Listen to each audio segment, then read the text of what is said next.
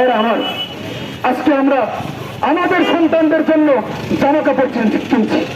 আজকে মার্কেটে ভিড়, আমরা আমাদের সন্তানগুলো কাপড় কেনায় ব্যস্ত, অথচ গাজায় আমাদের ভাইয়েরা তাদের সন্তানের কাপড়ের কাপড়টুকু পাচ্ছে না। ভাইয়েরা আমার, আজকে আমরা ইফতারের মধ্যে শরবত দিয়ে আমাদের গলা ভিজাচ্ছি, অথচ গাজার ভাইয়েরা প্রতিদিন ইফতারের সময়, সাহারির সময় তাদের গলাগুলো রক্তে ভিজে যাচ্ছে। ভাইয়েরা আমার, উদাত্ত আহ্বান, আসেন গাজার মুসলমানদের জন্য কিছু করি, গাজার মুসলমানদের জন্য কিছু করি। দোয়া তো আমরা অবশ্যই করবো।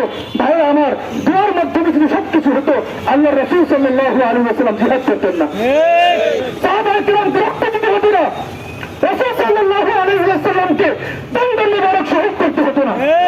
দোয়ার মাধ্যমে সবকিছু হতো। দোয়ার সাথে আমাদের পাওয়া প্রয়োজন। ভাইয়েরা আমার, আমরা কি করতে পারি? আমরা আমাদের সন্তানদের জন্য যে কাপড় কিনবো, 1000 টাকার কাপড়ের জায়গায় 500 টাকার কাপড় কিনে আর 500 টাকা আমার গাজার মুসলমানদের জন্য দিই। আমরা তো আবেদন করবো সরকারের কাছে, আমরা প্রাণ নয়, আমাদের আয়োজিত টাকায়, আমাদের অর্জিত টাকায় গাজার মুসলমানদের কাছে অস্ত্র পাঠাতে চাই। আমরা ওষুধ নয়, বরফ পাঠাতে চাই। আমরা প্রাণের ট্রাক নয়, আমাদের মুসলমানদের সৈন্যের ট্রাক পাঠাতে চাই। আমাদের সরকারের কাছে আবেদন এটা।